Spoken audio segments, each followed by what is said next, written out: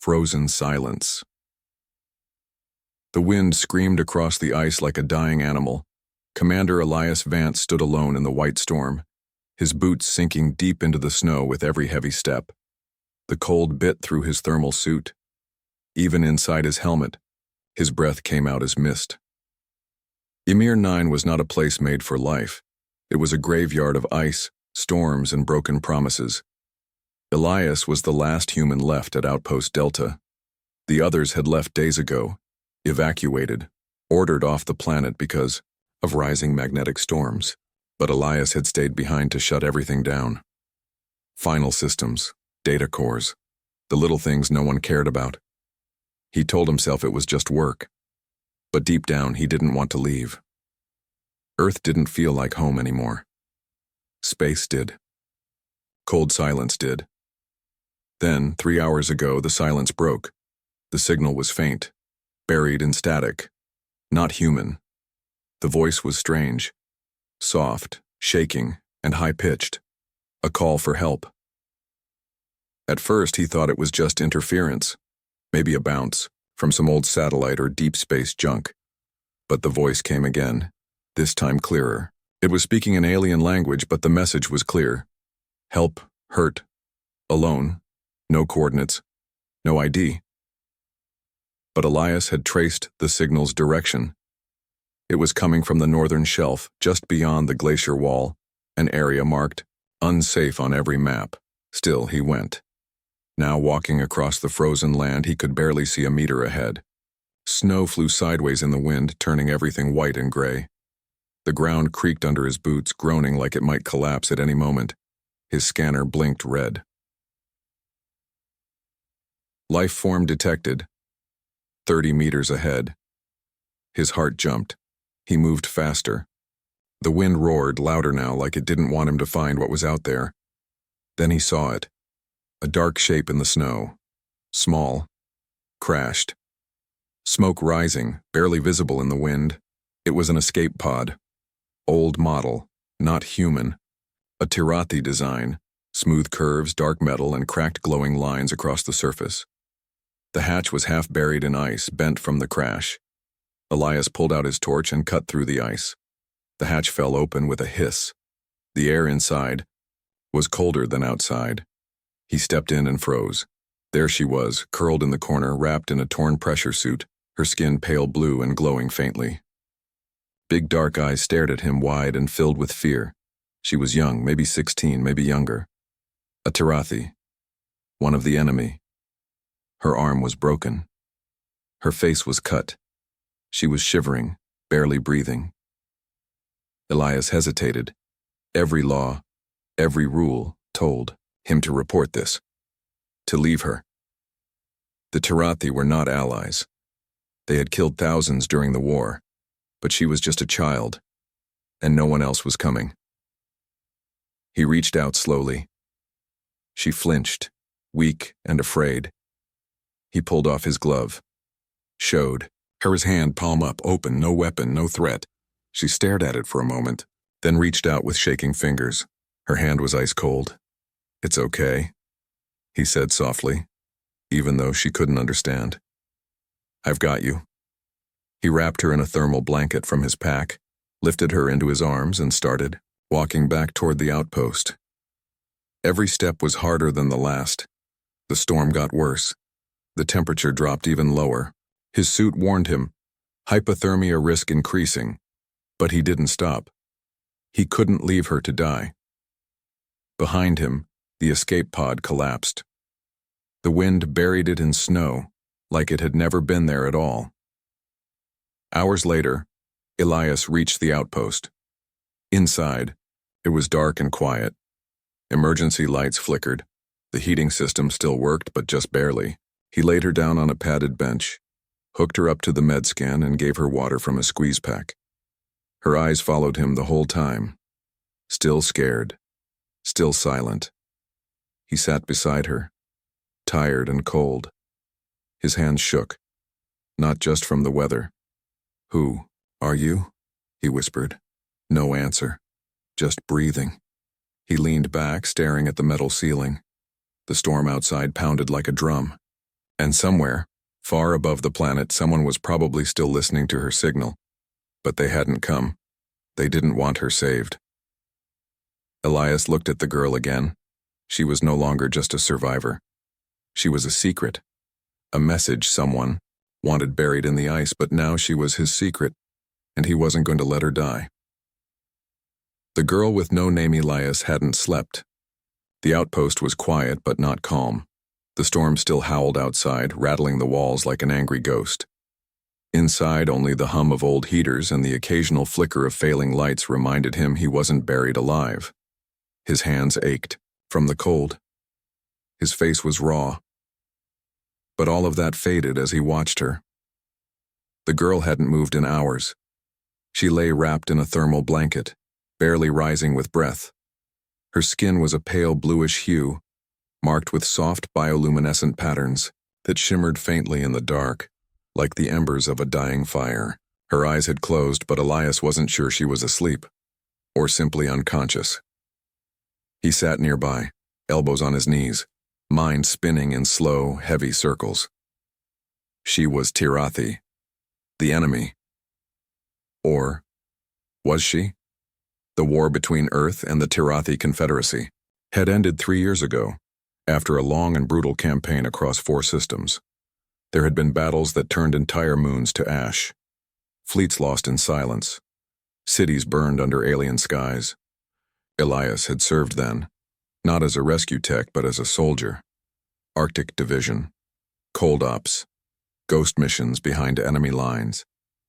The kind they didn't talk about after peace was signed. He had seen what Tirathi soldiers could do. But this wasn't a soldier. She was too young, too small. And yet she had survived a crash that would have killed anyone else. She had sent a signal, even though she had to know it would draw more than just help. It could have summoned enemies, or execution. Why was she here? And more importantly, why had no one come for her? The med scan beeped, pulling him from his thoughts. He leaned over and read the screen.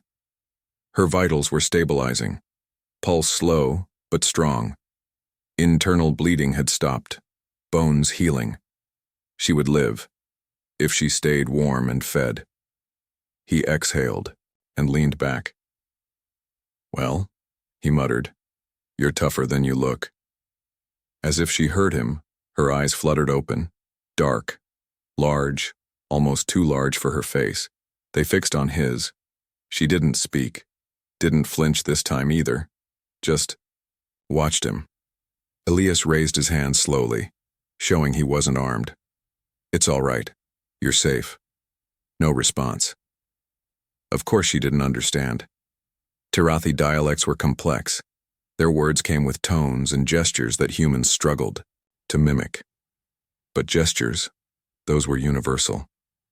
He reached for a ration pack and held it out, then slowly opened it to show her it was food. She didn't move at first. Then carefully she took the pack from his hand. Her fingers brushed his glove, so light, so cold she nibbled at it, uncertain, then ate faster. He let her finish before speaking again. "My name is Elias," he said, pointing to himself. "Elias." She looked at him, then at the empty food wrapper in her lap. "I know you don't understand, but I need to know who you are." He tapped the med scanner, showed her the screen with her vitals, then gestured to her. "You. What's your name?" She blinked, then slowly reached for a pouch on her torn suit. Her fingers shook, but she pulled something out and handed it to him. A smooth, dark crystal, small, oval-shaped, glowing faintly with shifting colors. Elias frowned. He'd seen one of these before. A neural shard, Tirathi memory storage. Organic. Data, not just recordings, but impressions, emotions, thoughts. The kind of thing only a trained reader could access fully. Still, human tech could scan it. He slid it into the side port of his tablet and waited. Text scrolled across the screen in broken galactic standard. Status: Royal Bloodline, D-Class. Transport mission failed. Protection protocol breached. Elias stared. Royal Bloodline? He looked at the girl again. now watching him with calm eyes. "You're someone important." She didn't answer. But the way she looked away, just for a second, confirmed it more than words. That changed everything. She wasn't just a random Tirathi survivor. She was a political target, maybe even a prisoner. Someone wanted her out of the way, dead, and they had left her here on a dead ice planet to freeze and disappear. That explained the crash. That explained the weak distress call. It wasn't meant to be answered. It was meant to fail. But Elias had answered it. He stood and walked to the comms console, still offline. The storm was too strong to transmit a full message. Maybe a beacon burst in a few hours once the wind died. He turned back to the girl. No, not the girl. Not anymore. She had a story, a secret, but no name. He looked at her and said softly, "I can't keep calling you, hey you." She tilted her head. He thought for a moment, then smiled. "Kalis," he said. "It means light in the storm, old Earth language." She blinked again, slower this time, then nodded. Elias sat back down beside her. They didn't speak. They didn't need to. Outside, the storm screamed louder. But inside the outpost, for the first time in days, the cold felt just a little less sharp. Trust is the hardest thing. The days passed slowly in the storm's grip. Outpost Delta, once a hub of machines and radio signals, now felt like a forgotten tomb buried in the snow. Power flickered. Heat rumbled in the old pipes. Food rations grew lighter. Outside, the wind screamed without pause, a voice that never tired. The blizzard hadn't let up since Elias brought Kalis in, and it showed no signs of ending. But inside, something had begun to change. Kalis was healing, faster than he expected. Her injuries faded day by day, her strength returning in quiet bursts. Tirathi biology, Elias realized, was surprisingly resilient. Her body repaired itself efficiently, though she still moved carefully, with one arm close to her side. She hadn't spoken, not even once, but her eyes followed him everywhere, watching, measuring. At first, she wouldn't let him near her without flinching. She kept her back to the walls, sat in corners, and curled herself into tight shapes whenever he passed. Elias didn't blame her. He had been a soldier. She had every reason to fear him, so he kept his distance. Let her choose the pace. When he brought food, he placed it nearby and walked away. When he repaired the comm array or checked the generators, he made sure she saw every move, slow, careful, never sudden. And over time, her eyes softened. She started mimicking him. Not mocking, but learning. He noticed her repeating simple actions after watching him. How he turned on the heater, how he secured the airlock, how he folded blankets or checked for frostbite. One morning, she tapped him gently on the shoulder. As he worked, Elias turned, surprised. Kalis pointed at the comms panel, then at the sky. "A question. No signal," he said, then paused and simplified. "Storm. Too strong." She stared for a second, then nodded. It was progress. Small, but real. Later that day, Elias showed her a training slate from the supply cache, an old military tool designed for teaching languages through touch and image. He powered it on and set it between them. He pointed to a picture of a hand, then showed his own. "Hand," he said. Kalis looked, then touched the screen. Her voice came out, quiet and unsure. "Hahan." She stopped, frowning, embarrassed. "It's okay," Elias said gently. "Try again." She looked at him, uncertain, then tried once more. "Hand." He smiled. That's it. That night they sat at the same table and ate the same meal in silence. Not because of fear, but because it felt normal now. Shared. Human, in a strange way. Elias didn't know what was happening between them. He only knew something rare had started to grow in the frozen wasteland. Trust. And then, as if the universe couldn't allow it to last, everything changed again. On the fourth night, just before midnight, Kalis woke screaming. Elias ran into the room, weapon in hand, heart pounding. She was on the floor, eyes wide, skin glowing faintly with that strange blue light. Her breath came in gasps. Her hands clawed at the floor like she was still trapped in the wreckage of the escape pod. "Kalis!" Elias dropped to his knees, held her shoulders gently. "You're safe, it's me, you're okay." She blinked hard, gasped again, then stilled. Her whole body trembled. She looked at him, terrified, not of him, but of something older, something buried deep inside. Then, slowly, she reached into the folds of her blanket and pulled something out. It was the neural shard. She placed it in his hand, then held her fingers to her temple. A clear gesture. She wanted him to see. "You're sure?" Elias asked. "You trust me with this?" She nodded, slow and solemn. Elias connected the shard to his tablet again. This time, instead of blocking access, the device opened a deeper level of data. A video sequence began, grainy and alien but clear. He saw Kalis younger standing beside a tall Tirathi warrior, her father maybe, a leader. Soldiers stood behind him. Angry voices in Tirathi echoed in the background. Then, an explosion. Smoke. Betrayal. Kalis was dragged away, crying, screaming, locked in a chamber. Her voice echoed through the device. "Not exile. No, I did nothing." Then darkness. The last image was the same escape pod he had found her in. Alone, damaged, launched from a Tirathi cruiser, and left to fall into the cold.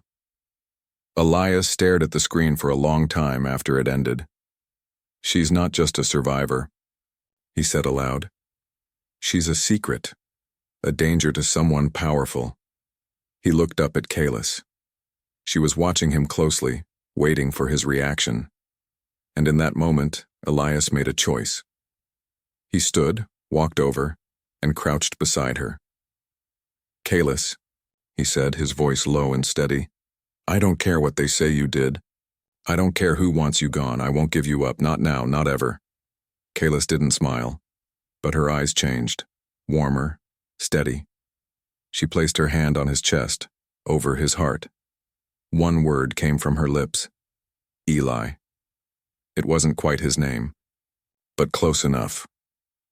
In the middle of a frozen world, surrounded by enemies, hunted by her own kind, and cut off from help, Kalis had chosen to trust him, and Elias, for the first time in years, felt something he hadn't known he'd lost. Purpose. B.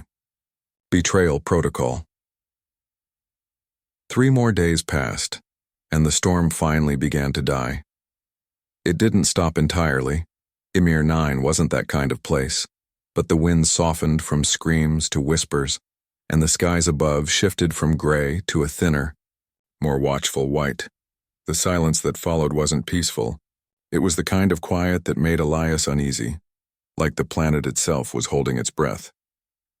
He took advantage of the brief window in the weather to reboot the comm system fully. The satellite relay flickered back to life, weak but functional. He ran a diagnostic, then activated the emergency beacon again, a short encoded burst every 10 minutes, standard protocol. A call for extraction. He hesitated before sending it. Kalis stood beside him, her arms crossed, face unreadable.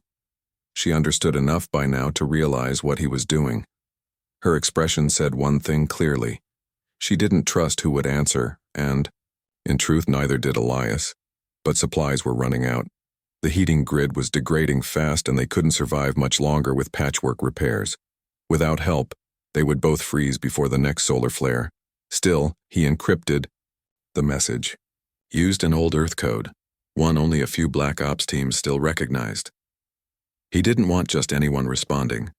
He wanted someone he could control, but the universe rarely listened to human intentions. The answer came sooner than expected. 6 hours later. A proximity alert lit up on the outpost's long-range scanner. A vessel entering low orbit. Small, fast, stealth class. Not human military, but not a civilian ship either. Elias narrowed his eyes. Tirathi. But not a capital ship. and not part of their official fleet. It was marked as Hunter class. He remembered those from the war, interceptor scouts used for extraction, kidnapping or silent terminations, ships that left no records and asked no questions, ships that arrived when someone wanted a mess cleaned quietly. Kayla stared at the screen with wide, trembling eyes. "No," she whispered.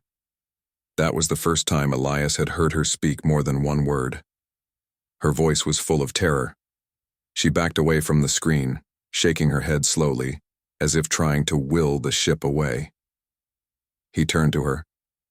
"You know that model?" She nodded, then gestured sharply, 2 fingers slicing the air like a blade. Her voice broke through again. "Kill ship." Elias swore under his breath. He rushed to the defense panel, activated the base's surface scanner. The ship was dropping a pod, 1 single-person craft, inbound fast. No weapons visible.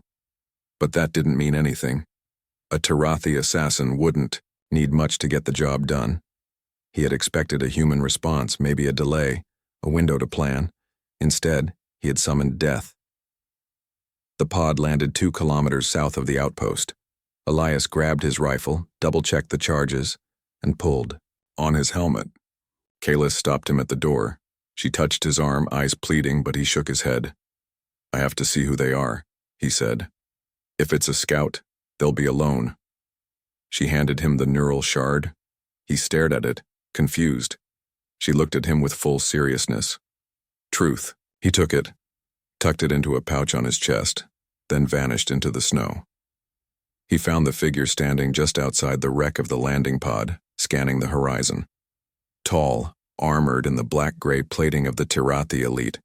Their helmet bore no insignia, just a single glowing stripe down the middle, a hunter's mark. They turned when he approached, hands raised in a gesture of truce. "You're human," the voice rasped through a translation modulator. "You sent the beacon." Elias kept his rifle aimed. "That's right, you responding for pickup?" A pause. "Yes. We tracked a signal here, a survivor." "Wrong," Elias said flatly. "You're not here to save anyone." The figure didn't deny it, just stared. "I want her," the hunter said. "Not happening. She is dangerous. She carries information that can destabilize what little peace remains. This is not about revenge or cruelty. It is about survival." Elias kept his finger near the trigger. "Whose survival? Yours? Your master's? She's a girl. She was left to die. And now you come to finish the job." "She is more than a girl," the hunter replied. "She is a key, and keys open doors better left shut." There was a long silence between them. Then Elias said, "You have 2 minutes to walk away." The hunter tilted their head. "You won't shoot me. You're alone." "No," Elias said. "I'm angry." Then he fired. The round hit center mass, staggering the hunter back. But they recovered fast. Too fast. The armor absorbed most of the impact. The hunter launched forward with a flick of their wrist, drawing a plasma blade from the air. The fight was brutal. Ice and fire. The body burned through the night, not because Elias wanted it to, not because it made him feel better, but because protocol demanded it, and because Kalis wouldn't sleep with the hunter's corpse just lying outside the outpost, even buried under the snow. She hadn't said it, but he could see it in her eyes. Fear, old, quiet, buried deep. Not fear of death, but fear of being hunted again. So Elias hauled the body outside and set fire to it with a chemical flare. The flames barely took in the cold, hissing and guttering in the wind. It wasn't like earth fire. It was pale blue, licking across armor, flesh, and memory. It burned wrong, like it didn't belong on this planet, like none of them did. The wind carried the smoke east, toward the glacier wall. Kalis stood beside him, wrapped in a thick coat, silent. She didn't look at the fire. She just stared up at the sky. Elias followed her gaze. Stars blinked through the clouds now, faint, distant, but among them, something else. A ripple of movement, Too fast to be natural. Elias frowned. He brought up his scope and zoomed in. 3 new signals. Small, moving in formation, no lights. No transponder codes. Tirathi again. They were already here. They sent more, Kalis said, barely above a whisper. Her voice had steadied over the last day, like frost melting from steel. The first was just a scout. They're not landing. Yet, Elias said. Recon. Maybe waiting. For what? He turned toward her. For us to make a mistake. They didn't wait. Elias moved fast, powering up every system in the outpost. Lights flared. Shields groaned to life. Old weapon systems blinked online for the first time in years. He was no engineer, but he had spent enough time in Black Ops to know how to rig a defense. Kalis helped without being asked. She worked with fluid speed, quiet, focused. Her hands moved over the panels like she had grown up on ships, which he realized she probably had. She found a backup power cell tucked under a rusted floor panel and connected it without blinking. She also found the hidden weapons locker. She didn't ask permission. Inside was a compact Tirathi pulse pistol, standard officer issue. She picked it up, checked the charge, and holstered it like muscle memory. Elias watched her. You've done this before, he said. She met his eyes. I was trained. Before they decided I was worth less than silence. There was no anger in her voice. No grief either, just fact. She was no longer just a frightened girl. She was something else now, something colder, sharper. A survivor in every sense of the word, but Elias knew something she didn't. The outpost wouldn't hold. The walls were old, barely insulated. The shield emitters flickered even at full power. The only reason the first hunter hadn't stormed the place directly was because they'd assumed he'd hand her over. That mistake wouldn't happen again. We can't stay, he said, after a moment. We need to move. Kalis looked around, confused. To where? There's an old launch silo, about 6 clicks east, hidden under the ice. Was used for weather drones during the first mining phase. I spotted it on old maps. Her face tightened. Can it fly? Maybe. I'll make it fly.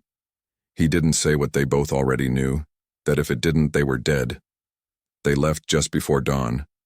The sun was low, barely a pale smudge against the endless gray, casting no heat, only shadows. Elias carried most of the gear, food, batteries, the neural shard. Kalis kept watch with the pistol, scanning the ridgelines for movement. The wind was quieter now, but the cold had deepened. It wasn't the biting kind anymore. It was the slow, deep cold that crept into bones and made blood move slower. They didn't speak as they walked. There was no point. The silence was thick and sharp, like glass. Even breathing felt like it made too much noise. Then, 3 kilometers in, the mountain behind them erupted in fire. The outpost was gone. Explosions lit up the sky, brilliant arcs of orange and white, licking up from the ice like fire had been. Buried there all along. The Tirathi hadn't waited. They'd bombed it from orbit, destroying everything, even their own hunter's body. No evidence. No chance for rescue. No mercy. Kalis turned back just once, eyes wide, mouth open. Elias grabbed her hand and pulled her forward. Keep moving. But they weren't just trying to kill you, he said. They were trying to erase you. She looked at him, breathing hard. Why? He didn't answer. Because he didn't know. Or maybe deep down he did, and he didn't want to say it. They reached the launch silo as the sky turned orange with morning glare. It was buried under 5 meters of ice. Elias found the old beacon tower and activated the code, and ancient frequency used during early colonization. The ground rumbled and a small hatch opened, melting a narrow path through the ice. They climbed down a ladder into darkness. Inside, the silo was dead silent, but intact. Dust floated in the air like forgotten time. The launch bay held a single vessel, short-range, blocky, coated in frost and covered in warning signs. A Model 7 skipper, one of Earth's earliest deep-atmo shuttles. No weapons, no shields. But it had a reactor core. Maybe, just maybe, it could fly. Kalis ran her fingers along the hull. It's old. So am I, Elias muttered. Let's hope we both still work. He turned to the control panel and started the boot sequence. Nothing happened. He cursed, opened the main power line, and jammed the backup cell into the socket. Sparks flew. A low hum echoed through the silo. The lights came on. Kalis let out a sharp breath. But before they could celebrate, the console lit up again, incoming craft. 4 minutes to impact. They had been found. Again.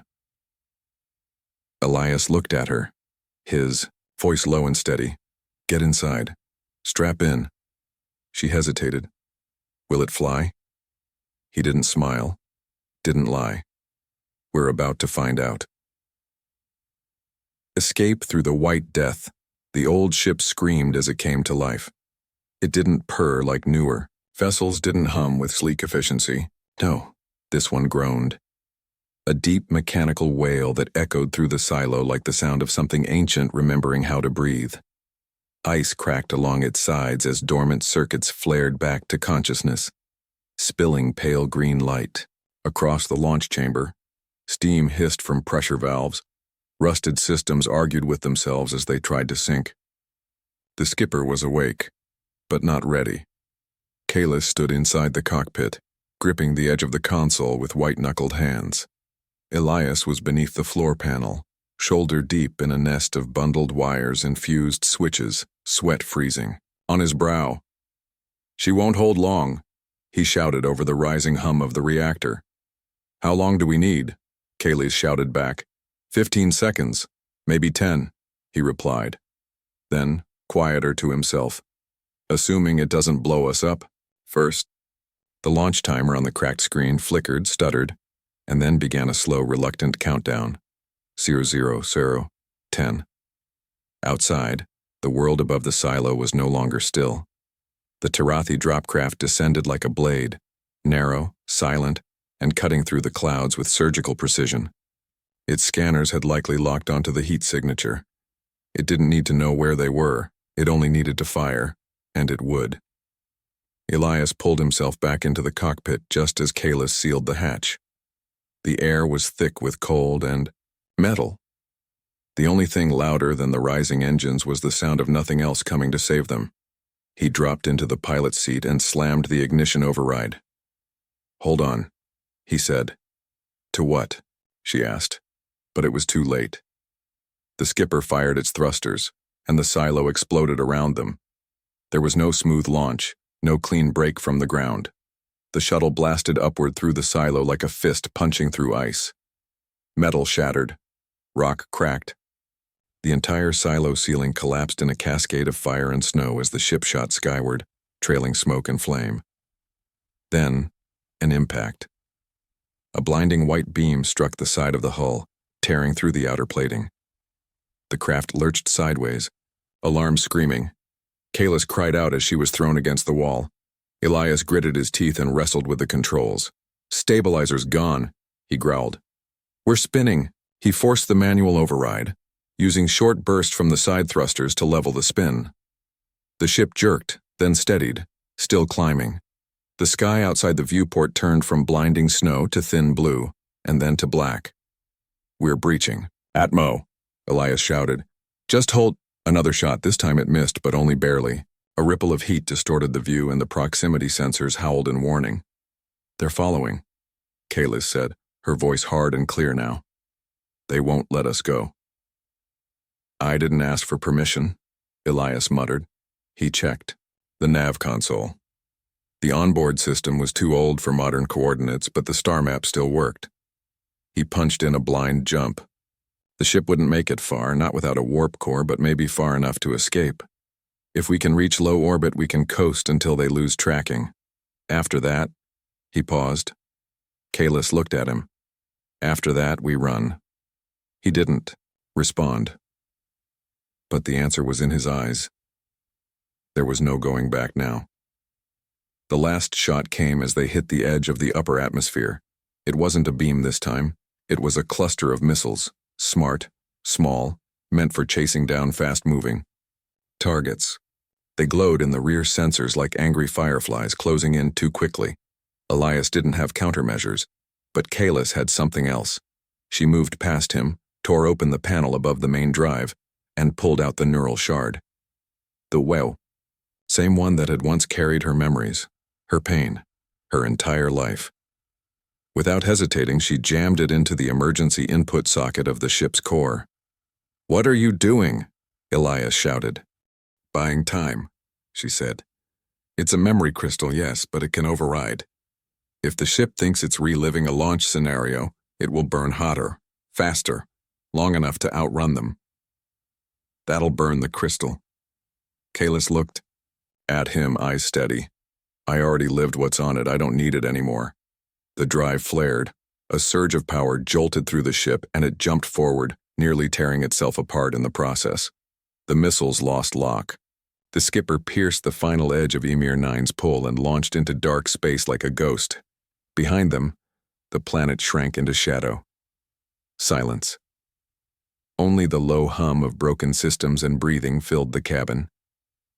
Kalis slumped into the seat, beside him. Elias checked the rear sensors, no signs of pursuit. They had escaped, but only just. He looked at her, then at the empty slot where the neural shard had been. "You sure?" he asked. Kalis didn't answer immediately. Then finally she spoke. "I'm not who I was," she said. "I think that's the point." He nodded. He understood more than she realized. They drifted now. No warp drive. Minimal power. No food. Beyond another day. They were alive, yes, but not safe. Still, something had changed. They had escaped death. They had beaten the ice. The legend begins space stretched out around them, endless, black, and cold. The stars flickered like old memories, quiet and unreachable. The skipper drifted through that silence with no course, no beacon, and barely any power. It was an antique lifeboat in a sea of galaxies, held together by rust, hope, and a stubborn refusal to die. Inside the cockpit, the lights were dim. Emergency mode. One oxygen recycler running. One backup heater humming. No nav control. No warp core.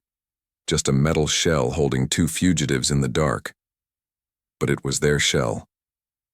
Kalis lay across one of the padded benches, her coat still pulled tight around her. Her eyes were closed, but she wasn't asleep. She was listening, to the quiet, to the heartbeat of the ship, to her own thoughts. The neural shard was gone. With it, her past had become untethered, burned into the engines of a desperate escape. Her memories still lived in her head, but not in the same way, not with the sharp detail of a Tirathi imprint. Now they were softer, shaped by feeling instead of exactness. In a strange way, she felt more human than she ever had.